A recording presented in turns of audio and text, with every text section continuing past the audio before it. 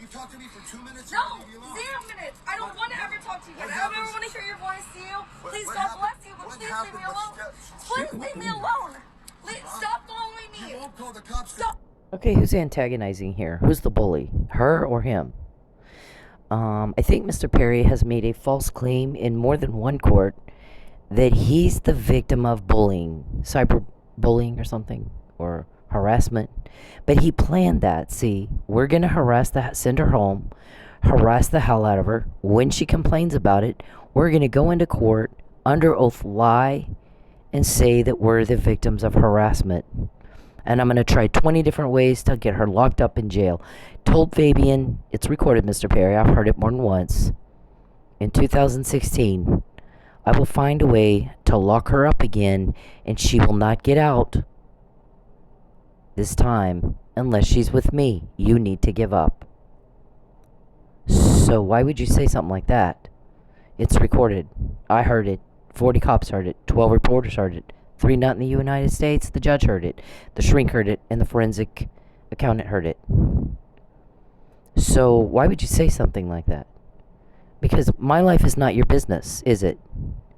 So who's the bully? Who's the bully? Why are you... You have to answer that. If you're going to convene a grand jury and make a claim in a courtroom under oath, first thing you need to do is explain how often are you in Oklahoma and why? And what are you doing all day with your time? Because you're claiming to be the victim of a crime in a state where you don't live and no one invited you. And somebody already pointed that out. Here's the thing. By the way, if I'm using third person, I'm quoting another individual. I'm not always told who it is I'm listening to. Sometimes I can tell I get to know people's voices. The cops get that recording. I'm not told if it's obtained from a court order, some sort of court order or a leak. They might have an informant. I'm not told how they get the information. All I know is that they got it. There's a recording or something, and I heard it. And then I'll type it up in the email. We document the threats before Mr. Perry does the thing to me. The information that we get is very specific and very detailed. I don't run around saying he's stalking me and he's trying to hurt me. We give very specific. Today he wanted me pulled over. All weekend he wanted me pulled over. We've got a lot of those pullovers. We're in traffic court right now. In traffic court, I requested a list of times that I'd been pulled over. It was excessive. Extremely excessive. And so how would an officer know that I'd been pulled over, that I was going to be at a certain location to pull me over, but for Mr. Perry cloned my phone and told them GPS. They used the GPS. The phone is the GPS, and here's where she's coming right here. She's headed down the street now. Pull her over. We have probably, I don't know, a couple hundred of those emails, pull her over emails, where you were recorded talking about pulling me over. Then I did get pulled over. Then I got a ticket by one of them. And then in that courtroom, I said, I want a copy of the list. And they didn't give me the list. So I filed a motion to dismiss on Brady violations. It's exculpatory. You're prejudicing me by not giving me the list. And the judge said, okay, city prosecutor Gabriel Dunbar, please get me a brief that explains why, where's the list? And he says it's not relevant. Okay, I need a brief that explains why the list is not relevant. What his brief said instead was not that. He never argued against the list being a Brady violation. He never argued why it's not relevant. What he argued was, in the state of Oklahoma, the law prohibits a hearing for a misdemeanor crime, which a ticket is, due to insufficient evidence. So I filed a motion to dismiss again and said, Your Honor, I made my argument for why this is a Brady violation and why the list is relevant. You ordered him to argue why is it not relevant and argue against the Brady violation claim that she's making, and you instead, your guy, to the city prosecutor, instead argues you can't have a hearing for dismissal on insufficient evidence. I never made an argument on the grounds of insufficient evidence. That is not in my brief anywhere. What's in my brief is he's withholding evidence. That evidence, I believe, is exculpatory. Without it, I'm prejudiced. That's what a Brady violation is. Insufficient evidence is not there. Not the word's not in my brief anywhere. There's two different grounds being argued here.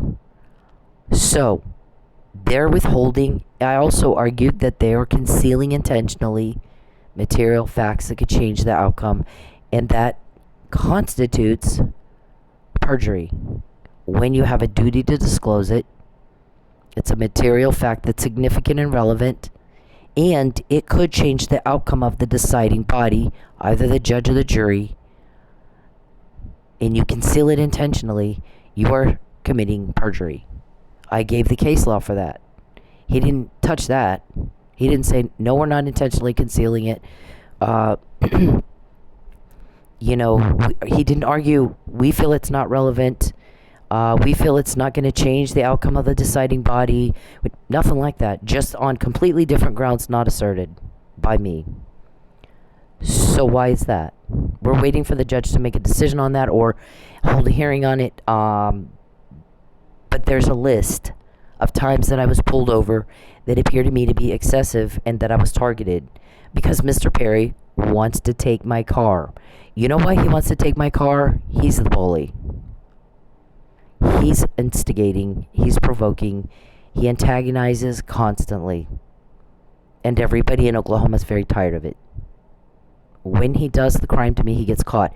Mr. Perry's into trafficking. He has sold me to a realtor in Houston. Now, if I suddenly disappear or go to Houston or go with Mr. Perry, that would substantiate my claims that I've been sold, that he's trafficking humans. I don't like Mr. Perry.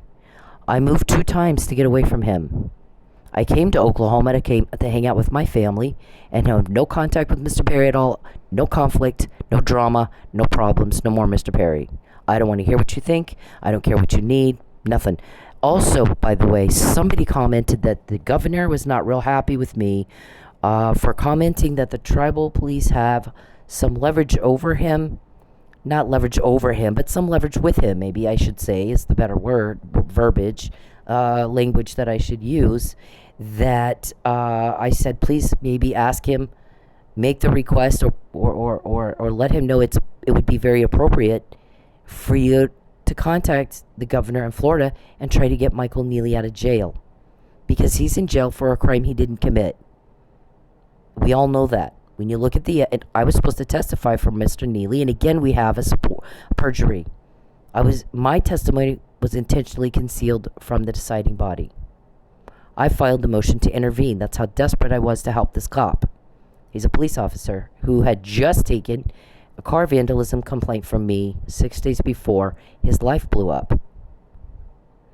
So I'm not okay with that. He's a police officer. He's injured in the line of duty, basically. He's an officer down and even assist. I was raised by 4 generations of police. You help. You help cop family. You don't just leave them behind. If you're in a situation where there's an active shooter and an officer is shot, everyone else doesn't run out the door and leave him there. They get him out. There's no difference here except the manner of the weapon. So I just can't imagine. And they've retaliated against me something very bad. They really want to smear me. They really want to, they're trying to ruin me for doing that. Because only if you're the murderer would you want to do that. Would you want to retaliate against someone who has brought out the truth and said, oh, wait a minute, this guy, there's no way he did this. Look at the facts. The facts say he couldn't have done it. By the way, we knew he was drugged before they had even taken depositions. We said it in January to the Florida State's Attorney, again in March, more emphatically. And in May, they take depositions of first responders that said, yes, he was drugged. He was found unconscious. He was in respiratory distress. He was dying of opioid overdose. There's not a knock on his head. There's no bump on his head. There's no concussion. There's nothing like that. We determined that he was dying of opioid overdose, so we gave him Narcan. That's what the testimony was, after we had already said it. How do you think we knew that, Mr. Perry? There's police investigating you. They found that out. You're the bully. So, let me put it this way to the governor. If the governor's upset, let me tell you, there's one thing on my mind. You're sitting in a mansion. Your kids are fine. We're not real worried about how you feel and what you think. We have a man who's a police officer who put his life on the line for the victim of trafficking and exploitation and stalking and harassment and bullying. Put his life on the line. Accused of murdering his boss and his best friend, whose child isn't fine right now. His needs aren't being met like they would be if his dad was not in jail, wrongfully convicted. So we're worried about how he feels and what he thinks and what he's going through. And that's all we think about. We think about nothing else. I lived in my car for the first time in my life for 6 months and ate 3 times a week and took a bath 3 times a week. For the first time in my life, I had to live like that. I've never had to live like that. We've always lived in very nice homes, had very nice clothes, pretty decent cars to drive. This is the first time that's happened to me, and it was intentional. It was retaliation for my testimony for Officer Neely. It was retaliation because I don't like Mr. Perry, and I rejected a romantic advance. I found it disgusting and inappropriate. He's a married man. He needs to be home with his family. And so, why is he always in Oklahoma? What does he do with his day all day? Account for your time, Mr. Perry. Explain why in the fuck you're in Oklahoma. You have no legitimate reason to be here. So somebody said she left Texas to get away from Mr. Perry's harassment. That makes sense. She went home to her family. So why, if he's in Oklahoma being harassed, why doesn't he go home to his family in Lubbock? What's he doing in Oklahoma? She has a legitimate reason to be in Oklahoma. He does not. I've lived in Oklahoma 9 years. Why are you here? I left Lubbock in 2013. Why are you in Oklahoma? Explain to the court and to the grand jury and to the judge or whoever you go around bullshitting. Under oath, you tell everybody how often between 2013 and now have you been where I am, either in Dallas from 2013, November 2013, I moved to Denton, the Dallas area, right? I meet somebody I like, I want to date him. His name was Fabian, he was my manager. That's the person that you said to, I'm going to find a way to lock her up again. She won't get out this time unless she's with me. You need to give up. Which reporters heard that? See, you don't know they're in the need to know. They will never tell you. They will never tell you. They're not going to tell you. 12 reporters heard it. 3 not in the U.S. Go ahead and tell people you never said that. Do it. I dare you. So, you're butting into something that doesn't concern you, aren't you? It isn't up to you. Because he started harassing me there so badly, I moved to Oklahoma in September of 2014. My son was enrolled in Oklahoma schools on the 11th. No, September 11th, 2014. I remember the date because it was the 11th, September 11th. So between the months of between the years of September 2014 and today, how often are you in Oklahoma? Why are you in Oklahoma? And why won't you go home to your family? Especially claiming you're being harassed. If your being in Oklahoma is causing you to be harassed, do what I did. Go home to your family. Or shut up. You've already made a false claim of being the victim of a political vendetta and never put a reason for that. I'm a lifelong Republican, by the way. Never have I registered Democrat. Now, I have voted Democrat a time or two in a specific election when the Republican was just that bad. I couldn't do it. I couldn't vote for the Republican. They were that bad. The Democrat was actually the better choice. I think that's happened twice. Every other election that I've ever voted in my entire life was a Republican. All my clients, when I was doing political consulting, were Republican. My money went to Republicans. I gave a lot of money. I gave like $500 to the Republican Party, $250 to a congressman, and that's just off the top of my head. That's not all of it. But anybody can pull up the FEC website, and I think there's another Cynthia Ortiz that gave a lot of money to the Democratic Party. Also lived in Henderson, Nevada at the same time I did. That's not me. I didn't give money to the Democratic Party. All my money went to the Republicans. There's a way to differentiate the two of us. I can't remember off the top of my head how I did that, but like I pulled it up to see where my money went, and there was two of us in Henderson, and I was like, wow, oh my. So I was trying to figure out how to tell the difference between the two of us, and I don't remember what it was, but there was a way that I was able to just pull up mine, and it wasn't through any major personal information or anything like that. It was pretty easy to do, if I remember right. It might have been that she lived in Vegas and I lived in Henderson. I can't remember, but there is another Cynthia Ortiz that lived there and gave money at the same time. That's also pops up on the FEC website, but the only money that I gave to a Democrat, I believe, was Tessa Hafen, because the Republican was just that bad. And in fact, I had complained to her before she decided to run for office about the gentleman who was the congressman at the time. And I said to her, this person is not showing up for meetings. She was at the time the press secretary for Harry Reid. Harry Reid, by the way, was not the same guy that you people saw on the news. Harry Reid was Mormon, pro-life, pro-gun rights. So he said, I differ from my party in that way. I'm pro-life. I am not pro-choice. I'm a Mormon. I'm also pro-gun rights. So he was more conservative than he was painted to be on the news. So a lot of people in Nevada had a Republican, when I lived there, a Republican governor, and for 20 years, we had John Ensign, who was Republican as a senator, Harry Reid, who was the other senator, but conservative on certain issues, moral issues, and two Republican congressmen, and I think one Democrat. But at the time, Nevada was fairly conservative. That has since changed. A lot of people from California moved into the state. Now it's kind of purple. It's they've kind of got this mix. So, but here's the thing. I think what I gave her was like $50. It wasn't that much, but I went to her and I was like, the Republican, I'm very frustrated with him.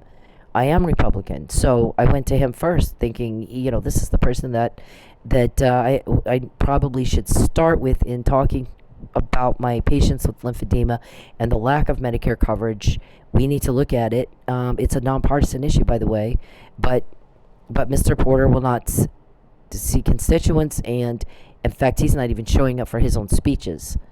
Well, next thing I know, she comes out and she's running against him, and I, of course, supported her. Why would I not? I was already frustrated with Mr. Porter.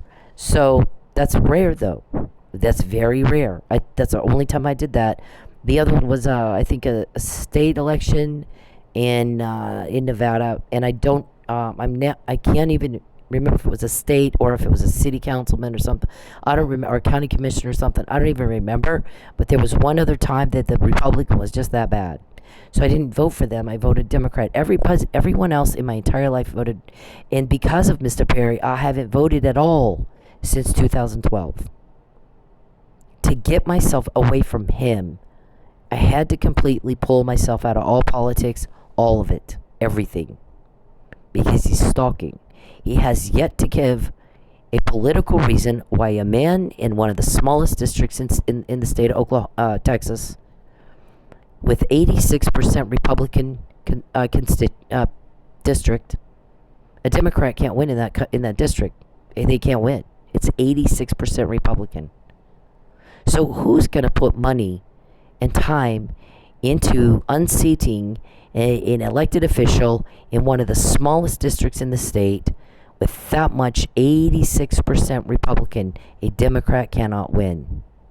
You're going to get that guy, you're going to get rid of that guy and get another guy in who's going to vote exactly the same way. It's pointless. There's no reason. Mr. Perry has never produced an issue. He's never produced emails. There's no tweets. There's no Facebook. There's nothing political ever fought about. There's no text where we're arguing over a political issue. There are texts, there are emails, there are Facebook messages back in 2011 where I'm talking about being disturbed by his stalking and I may need to move. That he's pulling up behind me in my backyard and watching me. You have, Mr. Perry, a moral obligation to follow and comply with the law. I don't care who you think you are.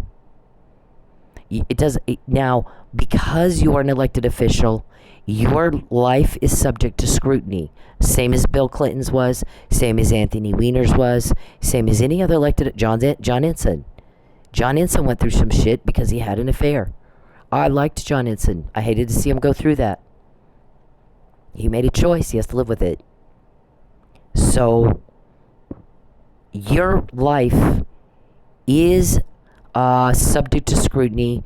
You have told people that you want them to hire you. In order for you to be hired, they have the right to know everything about you. And you knew that when you decided to run for office. If you have something in your private life that is unsavory, that's your problem, isn't it? I didn't want to deal with it. I moved. I didn't want to be a scandal. I moved. I completely stopped doing political consulting and I left the state. So why are you in Oklahoma? We have heard a lot of complaints. Remember, we quote you every day because you're under investigation. How do I know you've been doing a grand jury, convening a grand jury? Because police are investigating you. You're in a lot of you traffic humans. The complaint began with a human rights violation. You starve women and children to death, using their body, selling watch time of them by putting cameras in their home without their knowledge, without their consent, and you begin to degrade you get the women fired, the witness said. You make sure they can't find another job. They lose their house. Then you have the ex take your kids away, and then you sell them.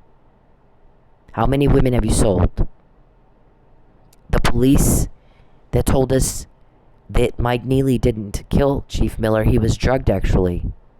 He slept through the whole thing. He won't have an injury on him. Watch. Sure as shit, he did not. Accused of beating his boss to death 6 days after he took my report of car vandalism, of which I said, no one saw who did this. We don't know. It's very possible it was this man stalking me. Charles Perry. We're in court right now. There's another man that he hired who has his employees staying 3 doors down from me. Funny that my car's all vandalized right now, don't you think?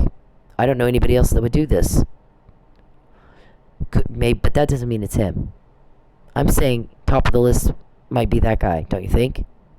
When you watch the video connecting the dots, with the National Stalking Resource Center, that's the first thing they say is they go out the car. Joe Dieris went out the car. The next escalation was Travis Alexander's murder. You went out my car, next escalation is Chief Miller's murder. If you didn't do that, why are you retaliating against me? Why am I broke? Why are you in Oklahoma all the time? Making a mess everywhere. That's the big complaint right now. The same cops. Everywhere those guys go, they cause drama, conflict, they get everybody riled up. They go in and badmouth Cynthia, get her family all riled up, and don't tell them the truth. Was the thing today we heard. He got her family all riled up against her. We told you to fix it. If you broke it, fix it. If you took it, give it back and get the fuck out. Every time you offer me a bribe, I made you broke, I'll pay your bills for you. But you have to agree to be trafficked and lie for me. We are saying it before, not after. It's July 3rd. I understood I was supposed to be delivered by 8 o'clock in the morning on July 3rd. You guys actually called somebody in Lubbock, I guess, and said, did you want to go? It's not quite 8 o'clock. Did you want to just come get her? We heard the recording. And they said, it's 1:30. We'd have to get there by 2 to be able to get back to Lubbock by 8, and we can't do it. We won't get here by 8. It's 1:30 now. I can't get there in half an hour. So we heard you. All weekend. I had to hunker down. Because you guys pull her over, take the car, and get her delivered. You sold against my will. I'm 54 years old, by the way. I'm a grown woman. So who's the bully? Why are you in? What's the political issue, Mr. Perry? Where's the tweets and the angry ranting emails and Facebook messages over what's the political issue? Where's the rants about it? There aren't any, because there wasn't one. And you're not worth an attack. You're just not. You're a peon. I didn't do state government reform either. I did none in Texas. I did some in New Mexico after making the stalking allegations. You don't legislate in New Mexico. You're not. You legislate in Texas. Do you know? Our shrink thinks that. Kept telling me, Mr. Perry is severely mentally ill and severely mentally retarded. Maybe Alzheimer's, maybe senile dementia, some kind of disease that's making him where he's unable to identify his legislative duties. It doesn't include stalking women. It doesn't include trafficking women. It doesn't include attacking their finances so they can't eat. He's a sadist. He enjoys watching. He enjoys causing a mess. He gets a thrill from it. He enjoys causing everybody to fight. He enjoys bad-mouthing people and watching everybody get mad at each other. He enjoys it. He enjoys it to the extent that even though he knows that gets him caught, he'll do it anyway. He truly doesn't care about getting caught. Not even on his radar. He gets caught every day, and he'll do it still. What kind of person does that? So, she said, he's not able to identify his legislative duties or even what state he legislates in.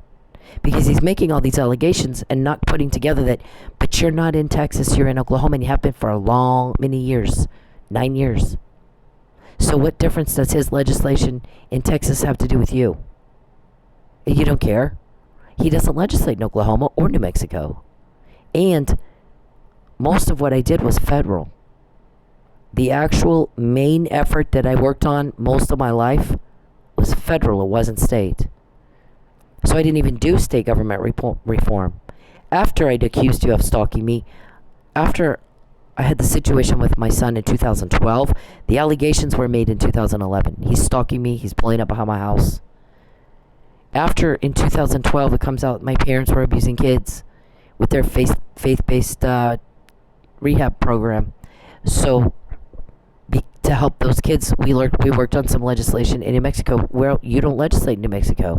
You don't live in New Mexico. You don't have anything to do with New Mexico. You legislate in Texas. You don't know where you live. You don't know where you legislate. You don't know what your legislative duties are. Turns out he's got Huntington's disease, which causes paranoia, delusion, hallucinations, psychosis.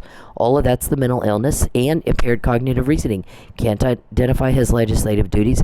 Can't identify what state he legislates in. Can't do cause and effect. When you do the crime to me, you get caught, always. Cause and effect. Same and different. It's different than your other victims, but it's the same every time you do it. You do the crime to me, you get caught. Nobody's in love with you. You're not sitting, for 10 years, you've been by yourself, harassing me in Oklahoma, where you don't live. And you don't legislate. What do your constituents do when they need to talk to you? Can't reach you? Well, I'm busy in Oklahoma bothering women that don't like me. And there's no,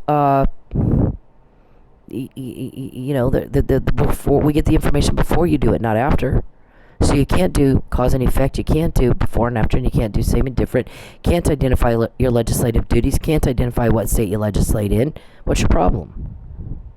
Who's the bully? How often are you in Oklahoma? From 2014 to now, tell us all, how often have you been in Oklahoma? What is it that you're doing all day, and why the fuck are you here? How often have you been with my family and told them not to tell me you were there? I've never introduced you to my family. I would never have taken you around my family or my friends or my coworkers. So how is it that how often are you with them? Because the thing is that there was also recordings. He tried to come to Oklahoma and insert himself into her life. He told everybody that's his girlfriend. People started thinking it was a little strange after 6 years that she's tried 11 times to get protective orders against him, and he had to buy his way out. Either protective order or injunctive order prohibiting all contact. They've never been seen together. He's always with her. He's been seen hanging out with her friends and her family, but never with her. So people thought that was a little strange. He's got a forged marriage license. And the response, the guy said, wow, if that's all you have to do to be married to somebody these days is forged, write their name on a piece of paper, I'm married to Jennifer Aniston. If they don't even have to like you.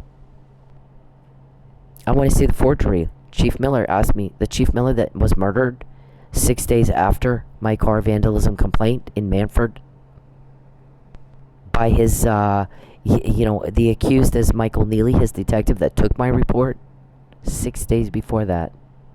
What are the chances? See, is that bullying? What's bullying, Charles, in your opinion?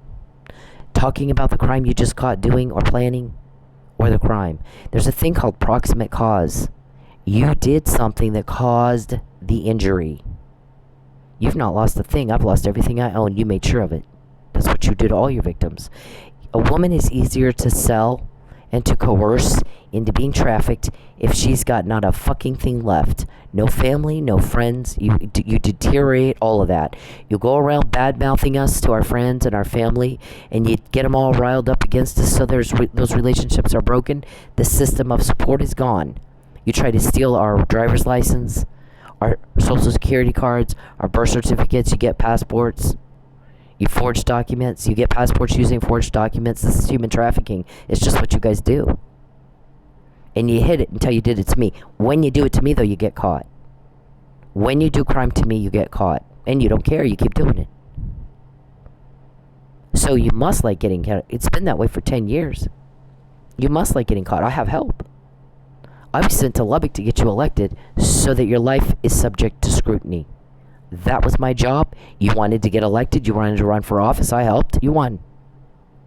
If you're intermingling with the public, you're a lot easier for an undercover cop to talk to you and find out if you were at this place when this person was dead, found dead. Right? Because there's murder involved in organized crime, is there not? Premeditated murder. 3 or more with a cooling off period. The FBI says you're serial. So there you go. I know a whole lot that I can't say right now. I know a lot that I can, and I do, and I have, and you don't care. You don't give a fuck. You just keep doing it. So we think you like getting caught. You want to be on the next Netflix special, or, about serial killer? What are you trying to accomplish? Because we're all like, he keeps getting caught, yet he keeps going right back at it. So they wanted me pulled over all weekend, get her car from her.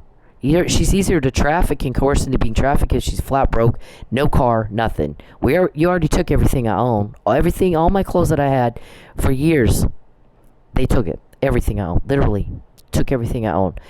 Had my birth certificate stolen, had my social security card stolen. You've been working on my driver's license for a long time. But I found out about it, so my driver's license stays literally in my sock. It's literally, you'd have to knock me out, pull my shoe off, pull the sock off, and then get it. There's no other way to get it. Okay? So, because we found out you're trying to steal it. When I was working out at the club and I would take a shower, I literally took it in the shower with me, so that you couldn't have somebody steal it while I was in the shower. Because you got your people working out there, don't you? There's been that complaint too. Everywhere Dave and Charles goes, they cause trouble and they stir up conflict and they stir up them and their people.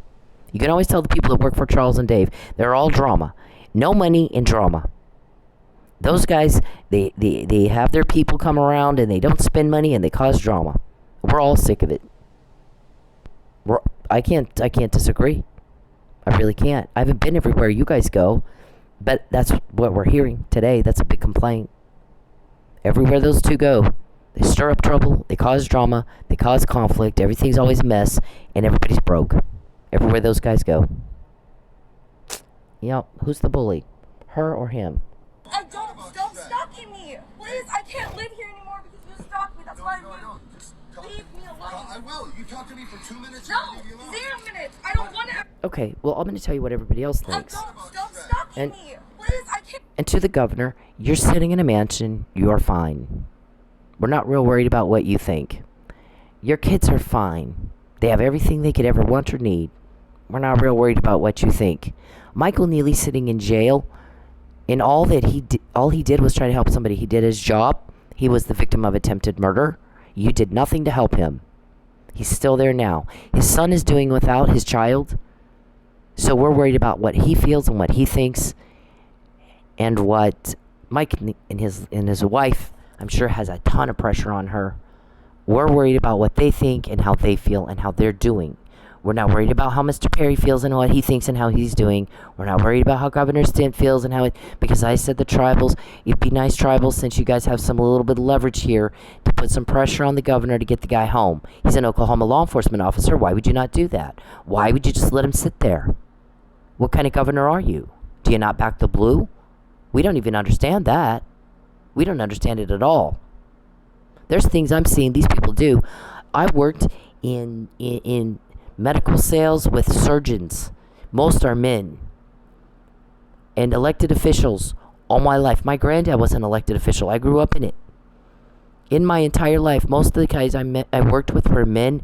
Never have I ever seen anybody act like you. It's beneath them.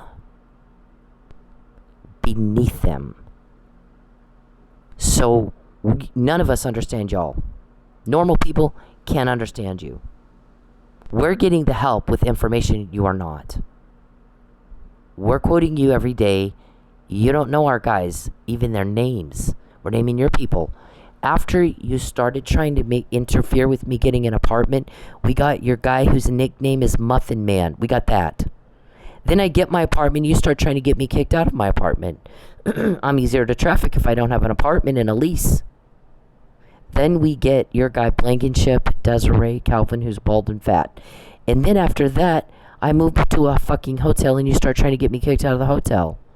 And then you did. They kicked me out. I didn't owe them a dime. They kicked me out. You leave and you can't come, you can't take your stuff. I was like, wow, we'll call the cops. And I'm like, oh my God, I don't need the drama. So I just left with nothing but what I was wearing. That's all I had. I quick grabbed my computer and my phone and ran out the door. And then they kept saying, you can come back. And my guys are going, if you go back, they're going to take your car. Don't go back. It's not worth it. You can replace your shit. But don't go back. They keep calling those people, asking them when you're coming back. Call us when she gets back. We're taking that car. She's easier to traffic if she has no place to live and no car and nothing. So I literally in 30 seconds lost everything I owned. Absolutely everything last year. Because you weren't wanting to traffic me. I'm easier to traffic if I have nothing. Right, Calvin? But when you did that to me, we got Lucius's name, we got Geppetto's name, Sanjay, your hacker. We got Beverly. The more you've done to me, the more I'm broke, the more you harass me and bully me and try to coerce me and sell me and all that, the more names we get. We got Andrew. After this, we got Andrew, we got Lawrence, we got Beverly, Renee, Kate. We got James and Ruben. We got Nisbet, Betancourt, Oscar, Bruce. All those names, those are your people. Richard, Dickie. Right? What happened? What did he say to you in March 2020? Here's the thing. You're starting to threaten me. We're going to starve you until you lie. Or we'll make it where you can't pay your bills. Or we'll pay your bills, but you have to lie.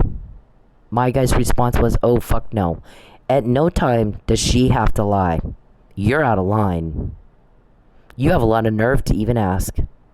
Here's what I'm telling you. You're going to give back what you took. You're going to fix what you broke because you owe her money. We have a forensic accountant that has an amount you owe her.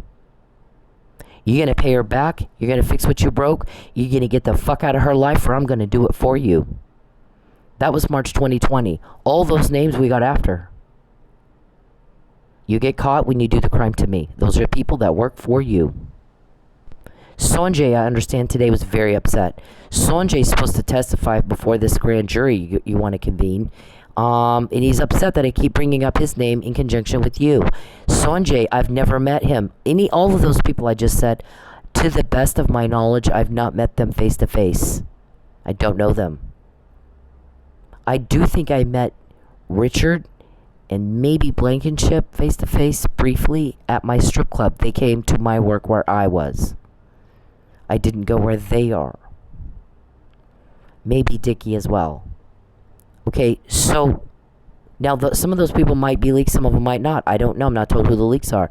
I'm not told what information is obtained from leaks and was obtained from some sort of, surveillance device. They don't tell me that, and I don't care. I'm glad to have the information.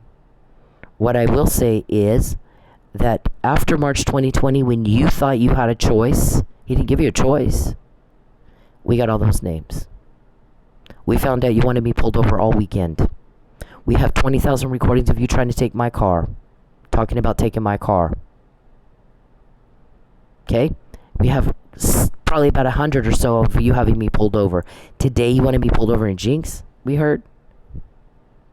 So, because once I have no car, I'm easier to traffic, right? I'm easier to pressure. You're putting unbearable pressure on me to try to make me lie and be trafficked. So how you can explain it, since we know before, not after, if I just suddenly disappear and I'm gone? Huh? Because you clearly have an investigation going because I found out all that. I'm naming your people. Sanjay's upset. He wants to testify against me. And he can't when I keep naming him as one of the people on the list of your people. He works for you.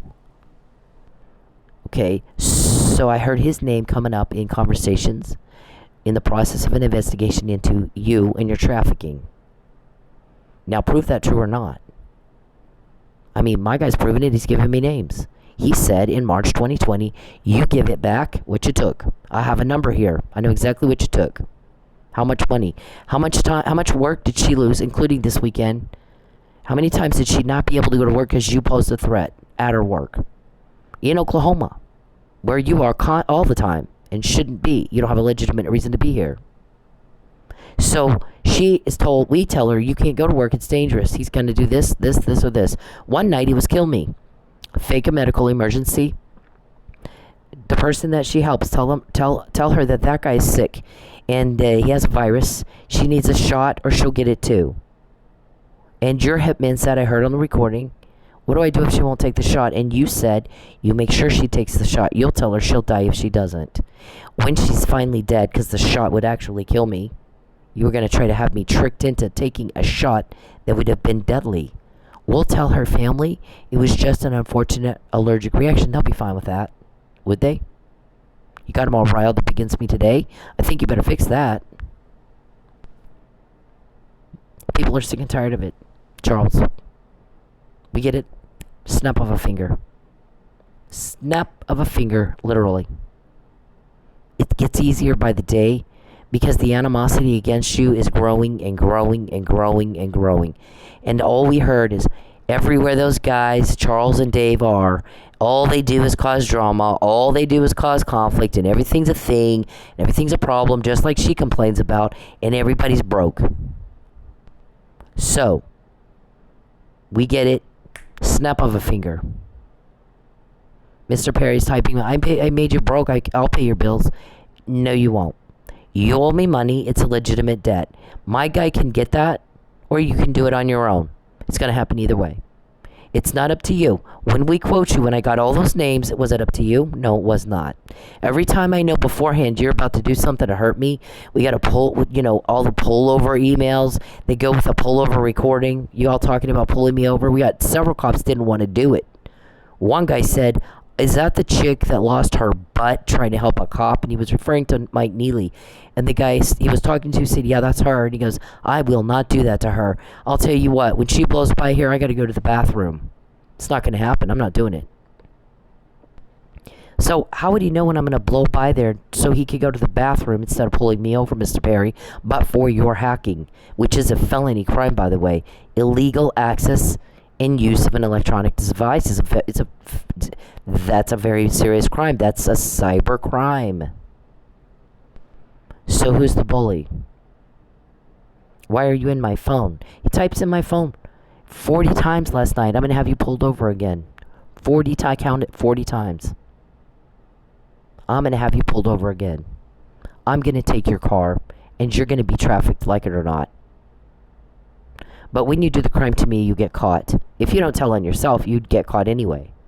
He said, no. You're breaking the law. You comply with the law. You give back what you took, you fix what you broke, and you get the fuck out of her life. Or, just the same way I get all those names and everything you guys say every day, I'm going to do it for you, and you will not like it any better than you like me giving her what you just said. And all those names, Sanjay. Guess what, Sanjay? We're not worried about how you feel. You're fine. You know who's not fine right now? Michael Neely, Lisa Neely, John Neely, my kids, my family. How do you think I feel about having lost everything I own?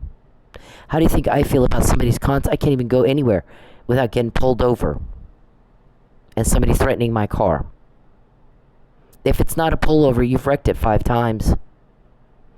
How do I feel about somebody's trying to basically kidnap me and traffic me, and I have to listen to a conversation. You guys want to come get her tonight? Well, we would, but it's 1:30. We can't get there and back by 8 in the morning. They wanted her delivered by 8 o'clock in the morning. Just kidnap her. I heard that recording. What are you going to do, Mr. P? How are you going to explain it if you actually deliver and all of a sudden I'm gone? My guys go with me wherever I go. It doesn't matter. You going to give me that direct access to your criminal activity? Are you sure you want to do that? If I can outsting up a cop and a district attorney, you think I can outsting up you?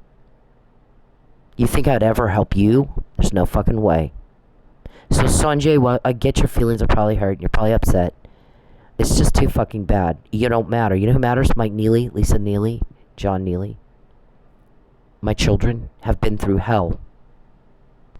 My youngest son had no semblance of a normal childhood at all. You know who I worried about him? I'm not worried about you. You're fine. You're not sitting in jail. You're not doing without, are you? John Neely's doing without, I promise you. You know how I know? My kid did. My guy said she's not to be you don't make her workplace a hostel or bully her at work so that she can't go, or threaten her, pose a threat at work so she can't go and then she's broke. Sir, she's not to be broke or have to ask for help. And if you do that to her and then she has to ask for help, there better not be any drama. She better be able to get the help. If you cause drama, you'll pay for that. You've paid $25 million for a cover-up you didn't get. We got intel with that money. We're quoting you. You're not quoting us. We're naming your people. You can't name even one of ours. They will not. Nobody wants to help you with that. Nobody will ever help you with that. Because here's how everybody else sees you. That's okay. I don't care. Leave me alone. I don't want proof of this. Please leave me alone. Hey, men. Leave women the fuck alone. When they're in public, when they're doing anything, you don't have the right to their attention. You don't have the right to step into their personal space. You don't have the right to them. Especially if they're making it very clear they don't want to be talked to. But even when they're not, unless a woman is giving you enthusiastic and continuous body language and signs that she wants to talk to your ugly dumb ass, then leave her the fuck alone. Find a date a different way. Okay? It's not clever. It's not cool. It's not cute. It's garbage. It's absolute garbage behavior. And you're a garbage person if you do it. I don't care if it's in public. It doesn't fucking matter. You don't have the right to her, and you need to leave her alone. And this is Bacon. That's okay. I don't care. Leave me alone. That guy's been raping you. Leave me alone. Please. Just talk to me for 2 minutes. First, let me say that I'm happy that the lady in this video is okay. Second, let me break down what rape culture is. Rape culture is the fact that that man felt that he was entitled to some of this woman's time just because he said, let me talk to you for 2 minutes. Doesn't matter if it's 2 minutes, 5 minutes, 20 minutes. If she said no, no means no. Rape culture is the comments that she has on her video about how she should have just spoke to him or dressed differently. Rape culture is me taking the heat for calling out other men for their terrible behavior. Rape culture is trying to explain stuff as, oh, it's just locker room talk. No, it's not locker room talk. You should talk the same way wherever you are. We all know that rape is not about sex, it's about power. So for you to force yourself on somebody, even if you're just talking to them, is disgusting, dude. That guy's been raping you. Leave me alone. I don't. This make you feel? Huh? You're filming my father and my fucking sister. How does this make you is feel? that the one that put all those scratches on your arm? You want to see the scratches? You want? I got scratches. I can show you the pictures right now. No, I want you to leave my family fucking alone. Keep hanging outside of there. Hit the road. Dude, I promise you, you're gonna get yours and you're gonna I don't give a fuck. You can bring whoever the fuck you want. That's okay. You can bring Is that a a fucking threat? army. I don't give a fuck. This. I hear that every day. I'm gonna get you. I'm gonna get you. I'm gonna force you. Oh my God. And I'm gonna have you pulled over. I'm gonna take your car away. 40 times last night types in my phone, I'm gonna have your car taken away. I'm gonna have you pulled over. So, there's a threat. We duly noted it for the record. It's a specific threat, isn't it? I'm gonna take your car away by way of having you pulled over. this another cop said they just want her to sign that affidavit, that lie Mr. Perry has. And he goes, yeah, but she already knows about it, right? There's a cop told her about it. Yeah. So I'm not supposed to know there was an affidavit that you drew up. It's a lie. You want me to sign it and change my court testimony that I typed up myself, actually, in all kinds of legal briefs, in 3 lawsuits and 1 murder trial. That's my testimony. You are not going to change it. You're not going to suborn perjury. You're getting your ass kicked, dumb. You're getting your ass kicked by the cops helping me. I'm not going to change my testimony for you. I will not lie for you. And you're putting me unbearable pressure on me, trying to literally starve me until I lie. Deprivation of food and shelter with intent to coerce, interference with commerce with intent to coerce, interference with contracts with intent to coerce. Every bill I have that's late, they're going to get you for that. My guys out, they'll make you pay. And grand larceny with intent to coerce. They got a list of money you owe me that you took. Money I didn't make because you made it where I couldn't go to work. It wasn't safe. You posed a threat. And you don't have that right. Everybody has the right to a harassment-free workplace. You don't have the right to go in and cause drama and conflict between me and my coworkers, or hire a hitman to fake up a medical emergency to give me a shot to murder me. You don't have it. You're out of line. It's inappropriate, it's illegal, and you're caught. You get caught when you do it to me. I didn't go to work that night. I don't want to die. I'm not suicidal. So when you do the crime to me, you get caught. And you have every day for years. We find out before, not after. This girl is trying to explain to this man, do you like having a camera in your face? And he totally doesn't get it. Do you want me to go get the pictures of you? I hear it every day. I got pictures of you. We have pictures of you. Okay, the allegations are that you're stalking me. The pictures that you have of me are I'm working. You've illegally accessed my DoorDash account on my phone, my electronic device, and you guys have people order in and get around an algorithm and get your guy with the doorbell camera, or and make sure I don't make any money. Even if I do get to go to work, I go out to the club, you got your drug dealer harassing the hell out of me. That's bullying. I leave. Well, I quit waitressing, which I prefer to do at my age, and I start dancing and injure my knee really bad. My knee and my shoulder on the pole. So, I can still waitress, though, with that injury. And you got poor Mr. Powell's trying to fucking serve me with something. We keep hearing him talk about it. The guys won't tell me what it is. The prosecutor said, what he has, I'm dealing with. It's fraud. I'll deal with it. What he has is, I don't know if he's actually filed it or he's gonna file it. I don't know what it is. They told me, hands off. We're dealing with that. That's what they're trying to do, is an out, straight up lie fraud. It's part of our criminal case. But Mr. Powell calls up there fucking all the time. Where's her whereabouts? What's her address? Can you give me an address? It's a personal thing, and he's trying to use law enforcement to taxpayer-funded resources to get your address. Thankfully, as far as we know, nobody's given that to him. They can't. I use the protected address through the state. They can't do it. Then he finds out you're working at, you get your club name, and now he's wanting to serve you out there. But Dave and Charles want to make sure you're not there because you keep catching their crime. They rather their drug dealer be there. The drug dealer's trafficking drugs for you. You got your sex traffic girls out there running prostitution too. And I caught it, and you didn't like that. We caught the money laundering. They're buying a prostitute, and instead of paying the girl for the prostitution, they're throwing the money on stage. So that money's immediately laundered. Then she leaves with them, and there's that. Does their thing, right? They're provides the sexual service. And you didn't like it because I caught it. Sheriff Reed didn't catch it. I did. Keep that in mind. I caught it, not Sheriff Reed. The other thing we caught is that chick, your drug dealer chick that bullied the hell out of me because you told her to, tried to frame me for a petty larceny deal. I'm sitting next to the safe with the code and the club key for 6 weeks. No money's missing. Nothing comes up. Right before I'm going to leave, Calvin, bald fat Calvin, calls her and says, take the money out of the till And we'll say she did it when she's setting the money up, because I used to set the money up at the beginning of the night, every night. I took the money out, left it in the bag, didn't even open the bag, threw it on the counter and walked off after that. Never again would I set it up. Right before I'm going to leave, I got $4,000 sitting in my checking account from a student loan. I don't need to take $200 or $300 or whatever it was. We always count the money at the end of the night. But oddly, that night, she's got to catch me before I leave. She counts it at 10 o'clock, comes in and tells me, pull cameras and call Paul, which she said about 800 times a night. It made everybody want to hit her. Nobody's done that before. At the history of that club, nobody's acted like that before. Nobody's been that pathetic.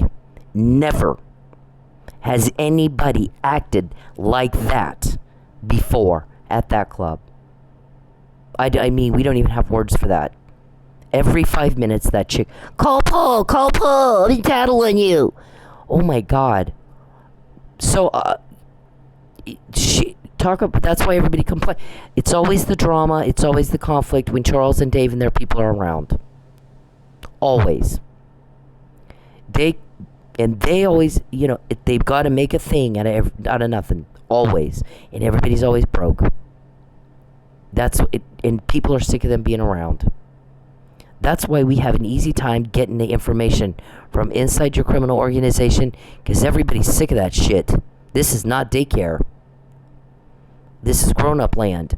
Okay, so I'm like, listen, I didn't even open the bag. I pulled it out of the safe and threw it on the counter. I didn't open the bag.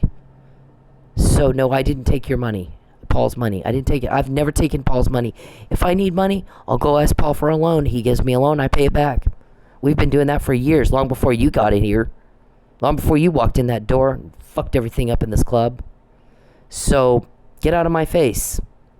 And so that didn't work, did it? But you tried it. You're still trying it. So poor Matt can't serve me. Matt, I won't go back and work with that chick. Why would I do that? And subject myself to that kind of abuse.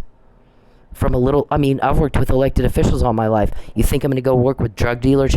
And then, here's the other thing. She's always missing work because she's a druggie. So what they do is they'll buy drugs and then they call in sick and they'll be gone for a week and then they come back when they run out of money and drugs. Oddly, she would text, my child's in the emergency room and oh gosh, it's bad. Oh my gosh. After a night at the emergency room, she's swinging in the club. And I'm going, why is she coming in the club if her kid's really that sick?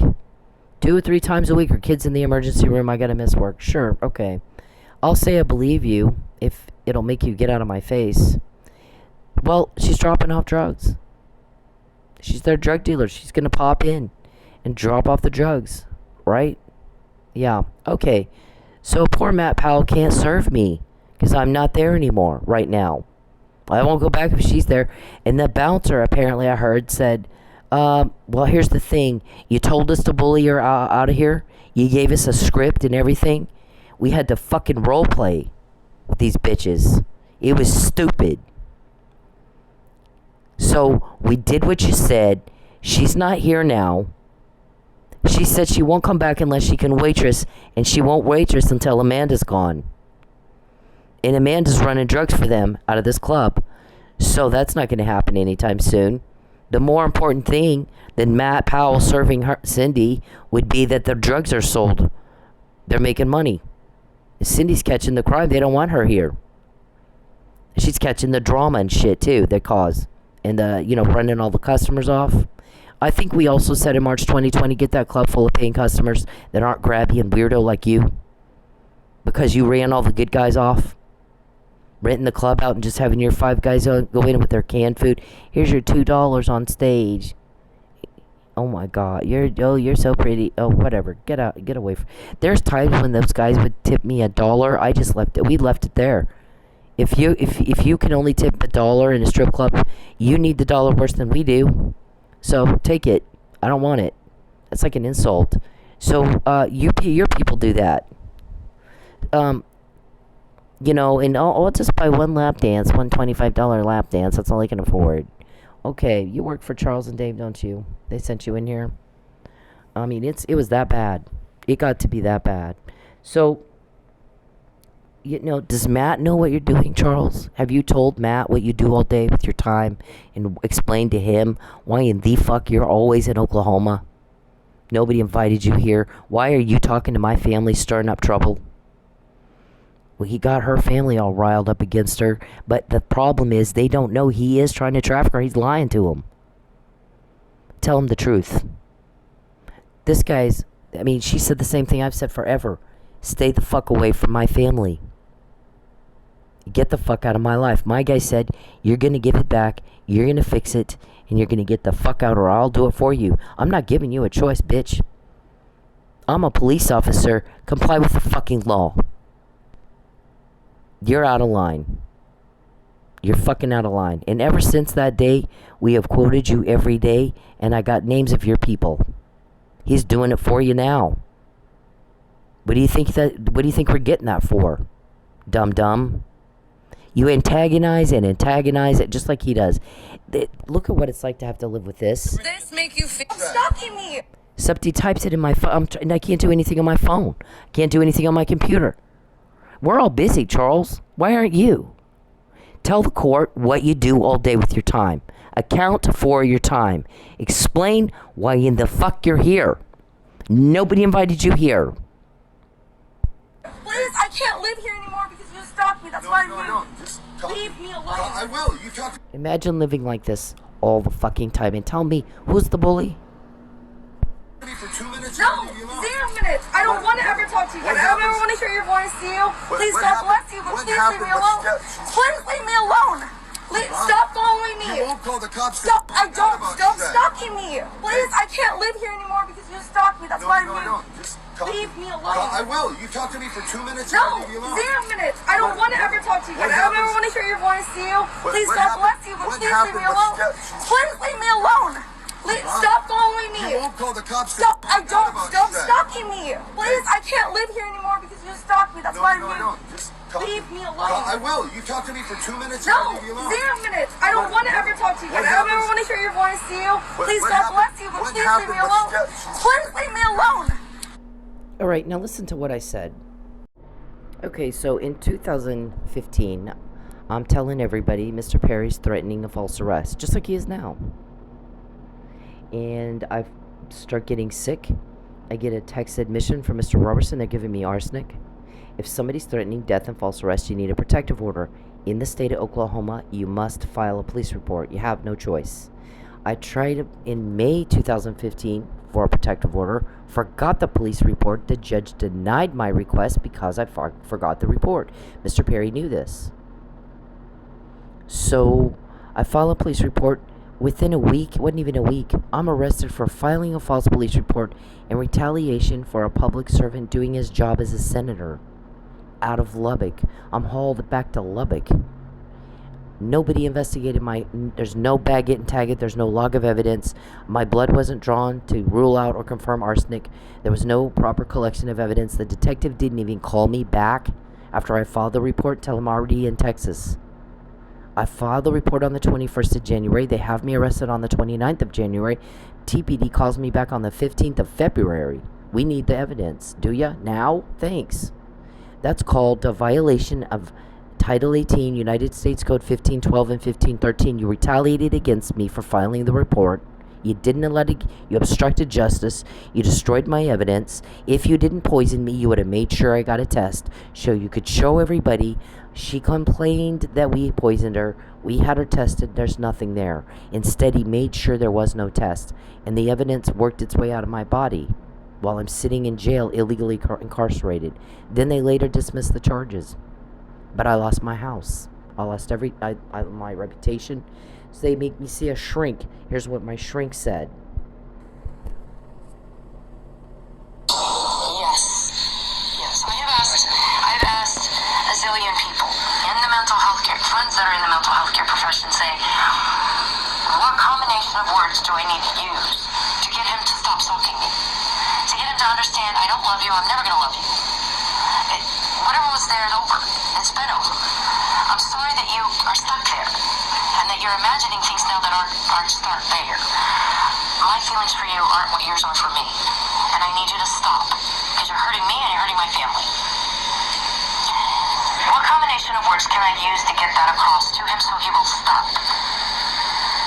And nobody has the answer to that question. Well, and I think it's the opposite. I mean, the hurting you may be what he wants to do, and when he knows it hurts you, then he does more. And that is why with stalking you have to ignore doing that, of just no contact, no response, no please stop doing this to me. Because the more you do that, the more they pursue. Happening is if I ignored him, he would do something. You would escalate. Yes. Yes.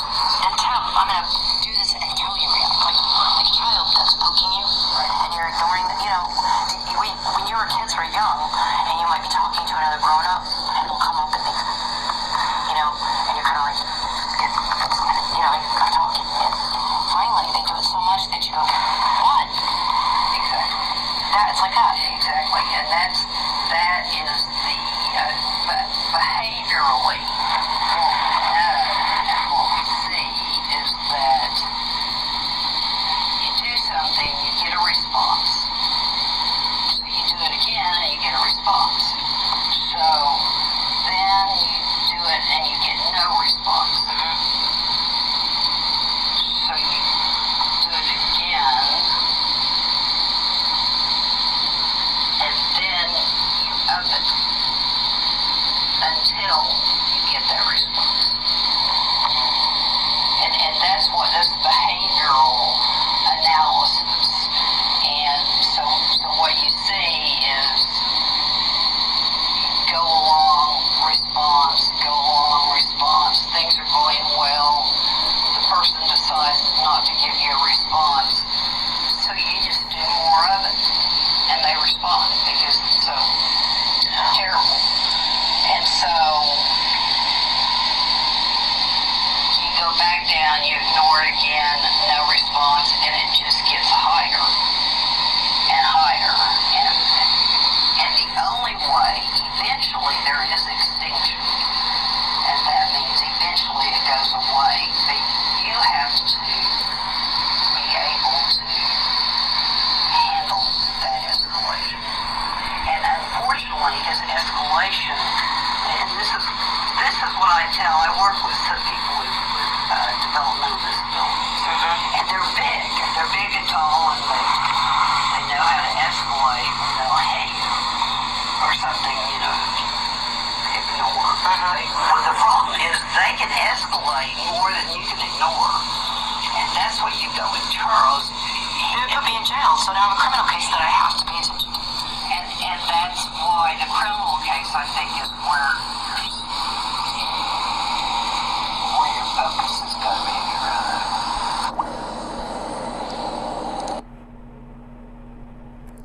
She's focusing on her legal case and what she sees as Mr. Perry's interference in her life. You're a butt-in, and everybody's so tired of you. So this has also, this man approached me at my work. Again, he comes to my work. I'm not going where he is, and tells me, your husband sent me. And I'm like, well, I'm not married. I think you have the wrong girl. Tell me what's the girl look like that you want? No, you're her. That senator. Well, I flip on my recorder at that point, and they're arguing about him. Me and him, Pinto, are arguing about whether or not I'm Mr. Perry's girlfriend, and I'm like, I'm not. I'm sorry, I'm not. He asked me about 3 times if I had a wire on, and offers me $5,000 to sleep with Mr. Perry. And that kind of makes you not want to go to work when somebody bothers you at work like that. He tells me, look, I'm your caretaker. You're my caretaker. Just sleep with him. I'm like, no, he makes my skin crawl. Now listen, get richer. He'll really be nice and pay you $5,000 for one night. If I could not throw up, yuck. Okay, so 2 hours you can be creeped out so you can make $5,000. Yeah, that's called solicitation, and it is illegal, and Mr. Perry should be in jail for that. That alone. Stalking is a felony. Coercion is a felony. Title 18 of the United States Code 1512 and 1513 says you cannot, by physical force, prevent or delay the reporting of a crime. So, he also talks about the political stuff here. Yeah. You could ruin him politically. And I say, yeah, I don't give a shit about that. I just want him to leave me alone. So, why isn't he leaving me alone? Here we are 10 years later and he's still bothering me. Still trying to have me pulled over. Blah, blah, blah. And so there's that. We keep a track of every threat. Somebody was mad that you made a bigger mess again. Yeah, we hear that complaint a lot. Once again, Charles made a mess. So we got all these blogs that keep track of every little threat, and they're very specific and detailed. This one goes over all the perjury. It goes over my false arrest with the documents and everything. And there's some questions about Justice Scalia's death. He died in West Texas, right by Lubbock. And William O. Ritchie, who was the murder cop commander in D.C., he was retired. He said, why was protocol not followed as it would have been had he died in D.C.? What's the cover-up here? Well, while I'm in jail, when Justice Scalia dies, they're planning the second false arrest. We're going to send her home, harass the hell out of her. When she complains about it, we'll say she's harassing us. So there's speculation about that, too. 2 or 3 people who are in law enforcement have speculated that maybe he didn't die of what they said. They remember there was no proper protocol followed for an investigation post-mortem. So we got a problem with that. So that's all here. We have Officer Neely's case on here as well. And our disclaimer here. Talks about the but-for, approximate cause, all that. Title 18, 1512 and 1513. Coercion.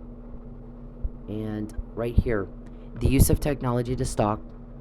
Human traffickers, stalkers often clone or hack a phone of the victim so they can watch everything they do. I have 200 emails and texts I've never seen. When you're arrested, I'll finally get to see those. Right now, they're held in evidence. This right here is what police are supposed to do when they receive a stalking complaint. Okay, police, when they receive a stalking complaint, don't do what TPD did. TPD gave the complaint right to the offender. By law, I had to file the complaint. They knew it. It was never investigated. So there was 2 tests, two things that Judge Hanson, before he signed off on our arrest report, arrest warrant, should have asked for. Where's the evidence of a political vendetta? Where's the emails or texts or tweets that she's upset with you over a political issue, having now moved to Oklahoma? And why does that matter? Why do you matter to her politically? Number 2, I mean, you don't legislate in Oklahoma, so what difference does it make to her? Number 2, where's the investigation that showed that this police report was false? When did they properly collect the evidence? Where's the bag it and tag it list of evidence? Where's the police disposition? Yeah, you didn't give them that because it didn't happen. So I'm telling in 14, I don't want a scandal. I just want him to leave me the fuck alone. Okay. This is the email where I'm telling people in 2018, Charles is going to send me home, told everybody in jail, we're going to send her home, harass the hell out of her. When she complains about it, we're going to lie in court, commit fraud, and say she's harassing us. They want to use you, the other inmates told me. I guess Powell told the defense attorney told his client told me. And it was all over the jail in 2016. Used me as a test case before the Supreme Court. Justice Scalia was a First Amendment guy. He decided flag burning was freedom of expression. If I'm king, he said in a joint interview with Judge Bader Ginsburg, if I'm king, we hang the guy, but I'm not king. We have a constitution that protects free speech, and flag burning is free speech. So he was not somebody that they would have wanted on that court. Judge Kirkendall, in 2021, they tried it, and she, I guess, they pulled it out of her court because she said, it looks to me like you're doing exactly what she said. You're harassing the hell out of her, and you're just complaining because she's telling on you. You're the bully. She's talking about it. That's not the crime. The crime is what you're doing to her, not her talking about it. So, put your big boy pants on now and quit acting like that. I got to rule out entrapment and provocation. It looks to me like you're antagonizing, instigating, and provoking. I think those guys in Creek County told you can dish it out, but you can't take it. I mean, all she's doing is talking about what you're doing to her. Leave her alone. Then there won't be anything to talk about. Yeah, you're the bully here. Here's the McNamara email of 2015. I sent it to my ex-husband on October 29, 2015, and it says he's threatening a false arrest. Judge McNamara was in the kids' court, I guess. This was in March 2021. We've got one in Tulsa. We need to make her go back to Texas so we can do more to her. You were recorded. There's a recording of this. There's a recording of this. Everybody wonders, what in the world were you thinking when I have this, and it just didn't occur to you that there might be... How did I get it? We said it before you did it. This is in October 29, 2015. I didn't even file the police report until January 21st, 2016.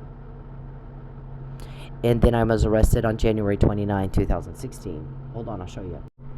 These are all the accidents to my car. Brick thrown at me on the freeway. Busted my engine in two. Could have been my face. Totaled my car. Then I get this car. And you had somebody wreck it right at the wheel. And then you had him wreck it again right at the wheel. That was a hit and run.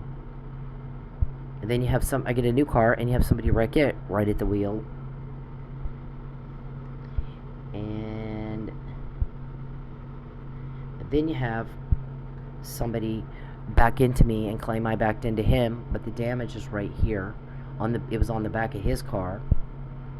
My back end is fine. The damage is on the side. Well, you can't back into somebody's back bumper with the side of your car. Yeah, okay. That one also, that one went nowhere because he was full of shit. This was what was reported to Manford PD. I found this powder all in my trunk. So I looked at Officer Neely and I said, he can get a key from the dealer. I believe that they have done that. And get right in it. There's no forced entry. Second of all, by the way, they took my car from the Flying J on the 18th of January of this year. The last car I had. We literally heard them talking to Brandon on January 18th. She's coming up to take a shower, because remember, I'm homeless living in my car. She's coming up to take a shower. We know that because we got cameras in our car. We're that creepy. And when she gets up there, call us. We're going to come get that car from her. Well, I didn't go on the 18th. I went on the 19th. But I did email my attorney. They just talked to Brandon and told him they think I'm coming up today to take a shower to call them. They're going to come get my car. On January 18th, I have that email. It's on the internet. It's on Facebook. This one, the next day, they did. I took a shower. I went in. Then I actually hit my DoorDash. I got a DoorDash from Denny's right there next to it. Went in to get the Denny's order, came out, and my car was gone. Now today they were trying to get my new car, it's an old piece of junk. I mean, how many new cars do you have to buy?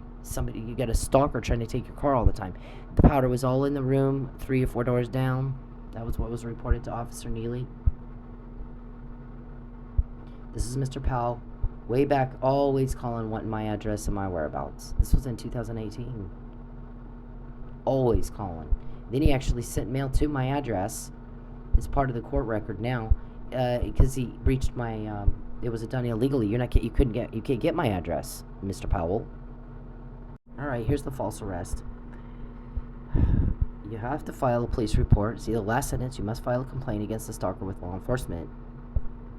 Judge Irick ruled against me. Reason number two is I was non-compliant with this law. I forgot my police report.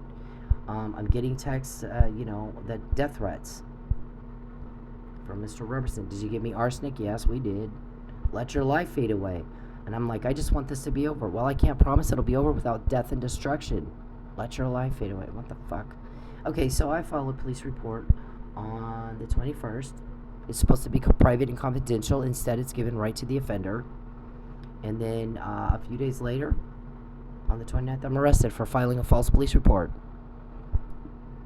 And in retaliation for Mr. Perry doing his job. I don't even get a call back until the 15th.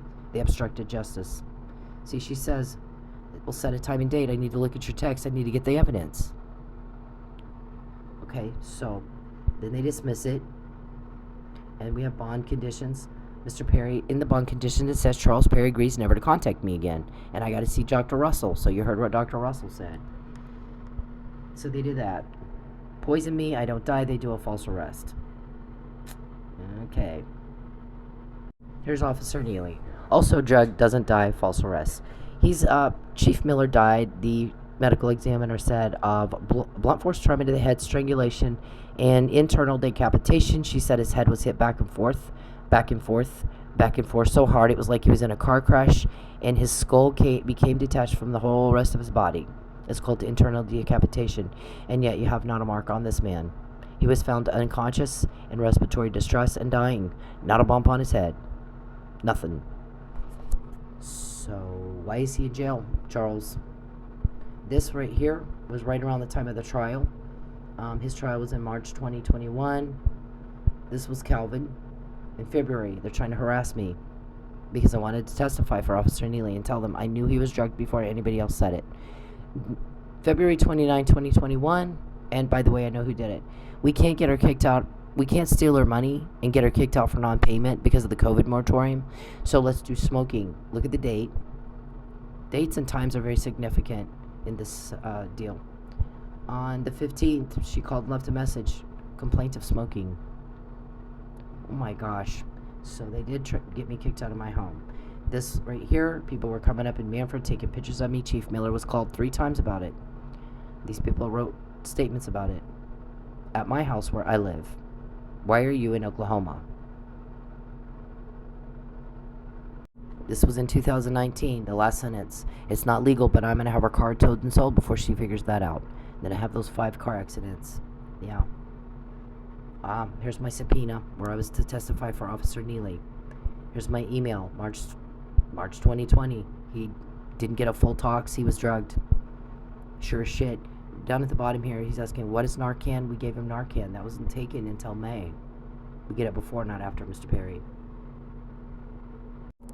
Then they asked me, how did you know Mike had to be begged to go? You mean coaxed? Go to Pensacola, Mike. It'll be fun. They actually got in touch with me. We know you're a witness. We're going to tamper with you anyway. Yeah. Who are the other victims? See? That's evidence of premeditation right there. How'd you know? He had to be begged to go. We had to talk him into it. Because we had this whole murder thing planned. Yeah. Okay, these are all my texts from 2011, and I'm basically telling them I didn't hurt him by going to the media with this. I went to his people, and then I get threatened, you're going to ruin my business. I'm even already talking about moving. Look at the date. Nothing political here. Nothing political in my text to Dave. Nothing political anywhere. Produce the evidence of a political vendetta or admit you committed perjury. How many times have you done that? If you'll lie in court, under oath, you'll lie anywhere to anybody. You're lying to my family. Everybody's mad at you right now. He got her family all riled up against her because he's been lying to them, and they just want this to be over. Yeah, he's like, he sold her. She's not done anything anything wrong. So we have all these. These are from way back before I had, this is 5 years before I could have anticipated you were going to go into court and lie about being the victim of a political vendetta. Yeah, see, I don't know. Mr. Perry, don't contact me. He's typing in my phone. I am the victim of, no, where? Show it, prove it. These are, stuff we've gotten over the last couple of days about their trafficking. Wants my family to kidnap me. Yeah. Drastic changes in her life followed by a change in testimony would not be believed, a reporter told one of my guys. Then he made her lie. Then we all know he made her lie. Use her family. Get her driver's license. Kidnap her. This was from last year. Right? Weren't these from a long time ago? Yeah. 2022. You've been trying that long to traffic me. I mean, this is not new. This is old news. Here's the whole trial. I mean, this has gone on for a long time. We've got all kinds of stuff. This is the Fabian. These were the texts I sent to Fabian on the night Dave first came in, October 12th, 2015. I'm telling him, Dave told me a bunch of stuff about you, Fabian. He said, that, well, you know, why don't you like Charles? He's out sitting out in the parking lot waiting to talk to you. And I'm like, ew, no, I don't like him. Told him, you know, he's a weirdo. He's creepy, and he's a cruel person. I don't like him. So, and then there's that whole Fabian thing, and he goes, oh, Fabian doesn't want you. And I go, Fabian needs to tell me that himself. He's had plenty of chances, and he didn't. But if he's changed his mind, he can tell me that by himself. He's a grown-ass man. And very, very nice guy. And so he said, well, actually, he just wants to fuck you. And I go, okay, then let us fuck and butt out of it. Instead of dragging this weird shit you guys are doing on and on and on. And then he goes, actually, he and Charles fought about you for months. Okay, the decision is not as to what I want is my decision. It's not between Fabian and Charles. It's between me. And I make the decision what I want. It's not Charles. It will never be Charles. He's mean and he's creepy. I don't do creepy. I don't do mean. I don't do guys who peep on women in the privacy of their home or are abusive to women. I've worked with mostly men all my life. I don't know anybody that acts like y'all. I really, truly don't. So there's that. There's the McNamara email. Also, while I was in jail, my guys give me a puzzle that, guess, look whose name's on that. Intersecting with the word hope. It's not just any name. It's not just any word. It's the word the name Fabian and the word hope. Surrounded by boo, which indicates the fear and the sadness that you cause, and you're just a selfish little butt-in wannabe. They got that to me in jail. Was not up to you. It's not just any words. It's those words. It's not just in the book, on the same page. They intersect. Okay, these right here. Mr. Perry's spreading rumors of an affair. I got mad at him. See, it's in 2011. I'm like, what the fuck are you doing? And Mr. Powell asked somebody, can we just get Mr. Morrison to say that she misunderstood something? And the guy, maybe it was Mike, said, you can, but here's the thing, Mr. Perry never asked her why she's pissed, so he already knew. And he never denies spreading rumors of an affair. He denies having employees. Well, we all know he had employees. She names them, Carl and Robert Tapper. So if we use the word just in front of a lie, Mr. Powell, does that make it okay to lie?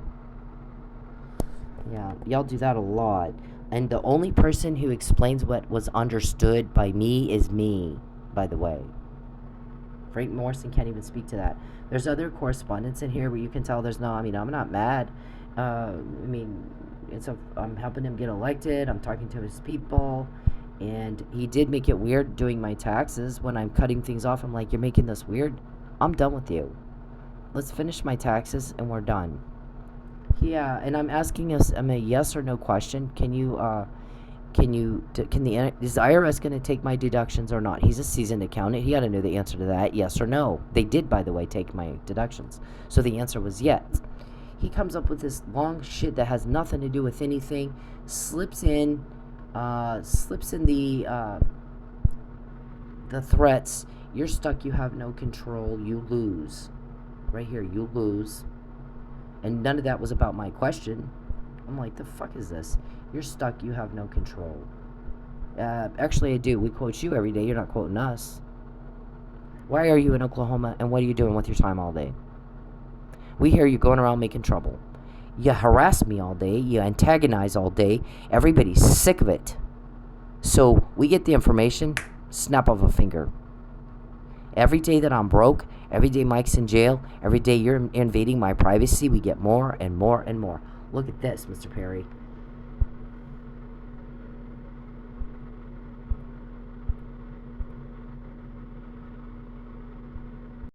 Okay, so we got all this. This again is the Powell. Can we just say she misunderstood? Can we make her look crazy? We gotta make her look crazy. These are their code words. Sex traffickers have code words. We got these after March 2020 when you were told give it back and get the fuck out. You don't have a choice. And look at that. These are your code words that you use on trafficking victims. Papa John's means to make delivery. This is Mr. Neely. We got that after, well, we had that actually before. This is what they can do, and it's not up to you. We found out I was sold before you had. Other victims know before you deliver that they're sold. I found out, Because when he said you're going to give it back, you're going to fix what you broke, and you're going to get the fuck out, or I'm going to do it for you, comply with the fucking law like everybody else. Stop acting like a little girl. Don't act like a bitch-ass girl, man. Go home to your family and be a man. And respect the law, and respect Cynthia and her family, and stop making trouble everywhere, and stop making everything a thing, and everything's a problem, and taking her money, and everything's it's all about you got to make everybody suffer. And here's how he actually typed in my phone this morning, I'm fine. I'm like, oh my God, son of a bitch, you are shitting me with that, right? Did I ask you? Nobody cares how you feel, or you're fine, or not. You know what they're very worried about me? I don't have any money right now, and you're invading my privacy and antagonizing me again. You're trying to take my car away again. Everybody's pissed at you. No one cares if you're fine. Fuck you. You got to be shitting me with that. Did I ask you? I don't want to hear it. I moved 2 times not to have to hear you talk at all. I don't want to hear what you think. I don't care anything about you. Everybody hates your guts. We're sick of you. Ick in your slime and your delusion and your pretend life all over everybody else. Fuck the hell off. So since you thought that was a choice, look what all we got. You okay with that, Oscar? You okay with that, Lucius? You okay with that, Muffin Man? Huh? Ask Mrs., we call him Prissy Pants because, he won't get over it and move on. All of those are subject lines to, I typed up an email that was a recording of y'all. We get them every day. Sanjay's mad because Sanjay, she keeps talking about him being associated with Mr. Perry. He's supposed to testify before some grand jury, something. How do I know there is a grand jury? How do I know there is an affidavit you want me to sign? So one guy goes, she knows about the affidavit, and the guy goes, yeah. You got to pull her over. He wants to make her sign it. And he goes, no. And the guy goes, you may not have a choice. And he goes, I'm a policeman. I have a choice. Always have a choice. The guy's a mentally ill man. I'm not putting my name. I'm a police officer. I'm not putting my name on the bad decision of a mentally ill man. That's a bad decision, and I'm not going to do it. So a couple of them have flat out said, fuck you, not doing it. Thank you. Now, the other thing is, we heard you wanted tribal cops to do it because I'm complimenting the tribal cops. They pull me over, and I'm like, there's this guy following me the fuck around in this wannabe cop car everywhere I go. Like, he'll troll through the parking lot. He did it at my fucking apartment. Chase me back and forth from my apartment to Quick Trip. And then I'm getting door dashing, and I stop at a Quick Trip, another one on a whole different location. Here he comes. And then again at Whataburger, I'm picking up a DoorDash order, and here he comes. And here's his plates. Is this a cop or not? He runs the tags. He comes back in and he goes, can I give you his real name? His name or his address. But he is not law enforcement. I haven't seen the man since. So I'm thinking that for helping, I'm telling them maybe you could use the tribal leadership, leverage to help Michael get home, because the governor sure as shit should have helped him a long time ago. I would think morally and legally has that obligation. And the government wasn't real happy with me. I don't care. You know who's really not? We're worried about how Mike Neely feels, and Lisa and John. John's doing without. Your kids aren't. So why are we're worried about victims? That's it. Nothing else matters. The victims. And if you're in a position that God allowed you to have so that you can make a phone call or two or have a conversation with somebody who can help somebody else, you should do it. And if you are just lame, then you have to, that's between you and God, but I wouldn't want to be you. That's all I'm going to say. As for Mr. Perry, they can't make hell hot enough for you. They cannot make hell hot enough for you. I'm not in love with you. You make me sick. And the thing that you go around to lie about that makes me even sicker. Stop with the delusion already. We're tired of having to deal with that. Your pretend life. Why are you in Oklahoma bothering us? Get the fuck off me. Get the fuck off me. And get the hell out. My guy said, you're not going to starve her until she lies. And you're not going to tell her, I made you have bills. I made you broke. I'll pay your bills. But you have to lie, and you have to do my sex trafficking, whatever. You have to be sold. Yeah. He said, oh, fuck no. You're breaking the law. You stop. And if you don't do it by yourself like a big boy, I'm going to do it for you. So here this is. Why do you think we have all this? Dum-dum. Somebody said today, it is different. Maybe it's just me, but it does look different when they do the crime to her. Because she's quoting them every damn day. So I would say it is.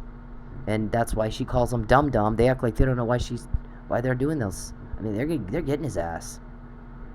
He said, give it back and get the fuck out, or I'm going to do it for you, period. There's no choice. The choice is you do it or he does it. And if you don't like him getting all this, I promise you won't like how he does it.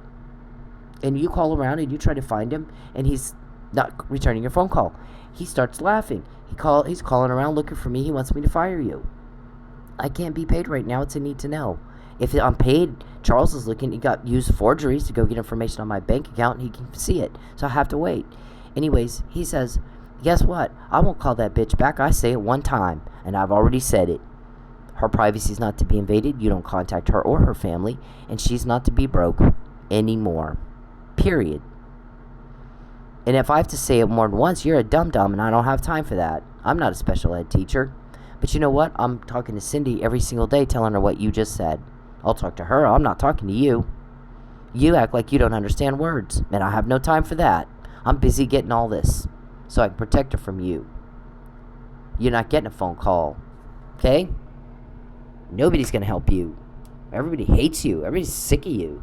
This is what all the crap they've tried to do to me. Like, it's a process of taking everything till you just have nothing, and then you're easier to sell. Right, Calvin, who's bald and fat?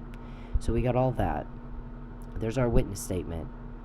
Subjugation of the victim is of importance to this type of sexual killer. Cruelty and infliction of pain are merely the means to effect subjugation. Because we've heard you say it 1,000 times. We got to subjugate her. We've never had one with this much longevity. Can we not get her back out on at that club and out on that pole and on a schedule? We would have her arrested right off the stage and make a big scene for all the other victims in case one of them leaking. I said I would have wanted. I was waitressing. You interfered with that. You interfered with that commerce. That's my money. So they got that on the list, Charles. There's all that. Don't contact me. I fucking hate it. Listen, every time you contact me, you get caught because I don't like it. You seem to like getting caught. We think you guys have that sex sadist problem, whatever, sociopath, whatever problem, where you just like to start fights everywhere. Oh, I just like to start a fight. I'm gonna go at Cyndi and piss her off and her guys off, and then they're gonna catch us doing the next bad thing, and then our guys are gonna get mad because we all got caught. Now everybody's mad. Everybody's fighting with each other. We're gonna sit back and laugh. Look what we did. Now we feel in control. We can't control ourselves. We control that because you do it every fucking day. Yeah, everybody's telling on you because they hate your guts and want you to stop it and get the fuck out of Oklahoma, Mr. Perry. Nobody invited you here. I didn't take you around my family. Why are you getting my family riled up at me? That person that was talking about it wasn't happy. He's getting her family riled up at her. This is not her fault. She's a victim of a crime. What's he doing up here? They can't get him to fucking leave. Never invited you. Don't want anything to do with you. You've not lost anything.